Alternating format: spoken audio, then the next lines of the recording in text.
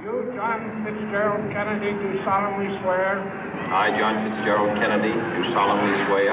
That you will faithfully execute the office of President of the United States. That I will faithfully execute the office of President of the United States. And will, to the best of your ability. And will, to the best of my ability. Preserve, protect, and defend the Constitution of the United States. Preserve, protect, and defend the Constitution of the United States. So help you God. So help me God.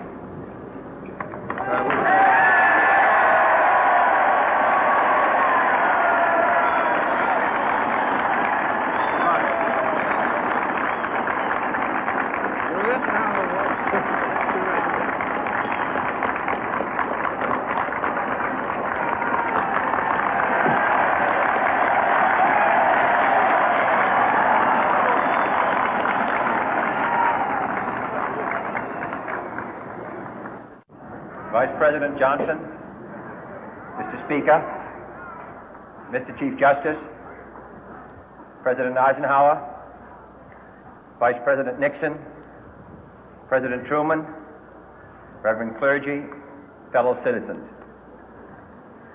We observe today not a victory of party, but a celebration of freedom, symbolizing an end as well as a beginning, signifying renewal as well as change.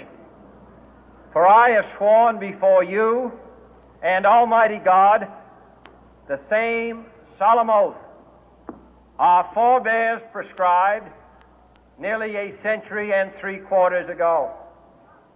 The world is very different now, for man holds in his mortal hands the power to abolish all forms of human poverty and all forms of human life.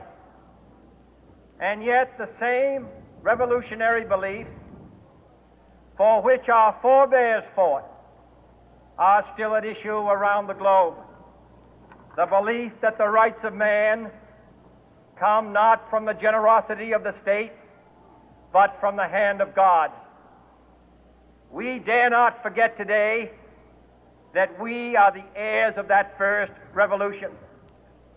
Let the word go forth from this time and place to friend and foe alike that the torch has been passed to a new generation of Americans born in this century, tempered by war, disciplined by a hard and bitter peace, proud of our ancient heritage, and unwilling to witness or permit the slow undoing of those human rights to which this nation has always been committed and to which we are committed today at home and around the world.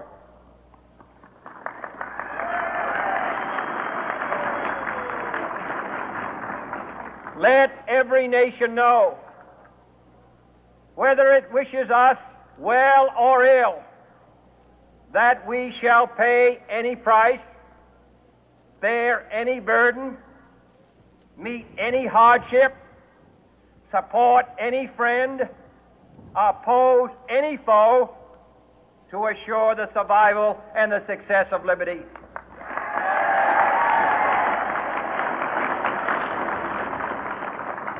This much we pledge and more.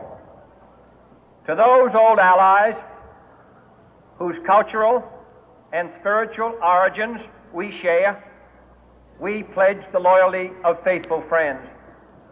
United, there is little we cannot do in a host of cooperative ventures. Divided, there is little we can do, for we dare not meet a powerful challenge at odds and split asunder. To those new states whom we welcome to the ranks of the free, we pledge our word that one form of colonial control shall not have passed away, merely to be replaced by a far more iron tyranny. We shall not always expect to find them supporting our view, but we shall always hope to find them strongly supporting their own freedom, and to remember that in the past, those who foolishly sought power by riding the back of the tiger ended up inside.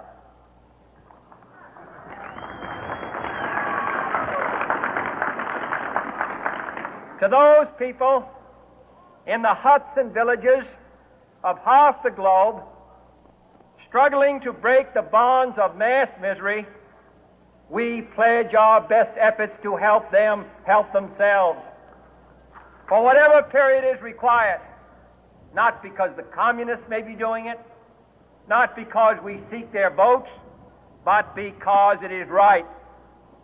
If a free society cannot help the many who are poor, it cannot save the few who are rich.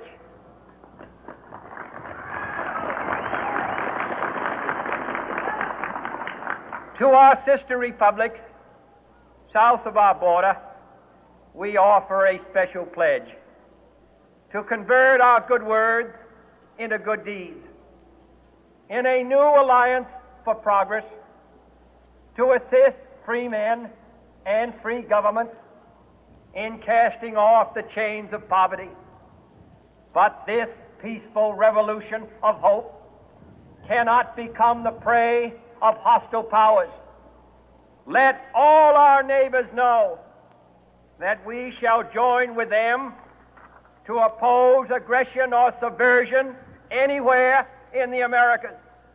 And let every other power know that this hemisphere intends to remain the master of its own house.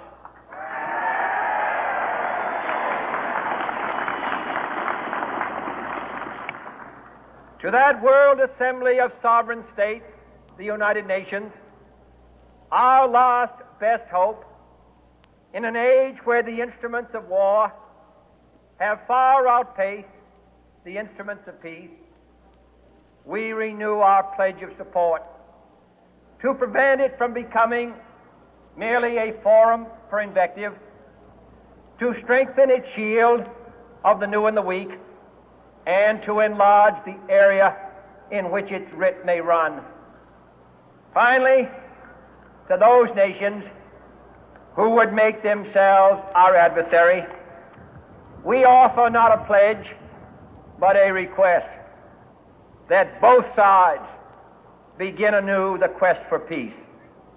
Before the dark powers of destruction, unleashed by science, engulf all humanity in planned or accidental self-destruction, we dare not tempt them with weakness, for only when our arms are sufficient beyond doubt can we be certain beyond doubt that they will never be employed.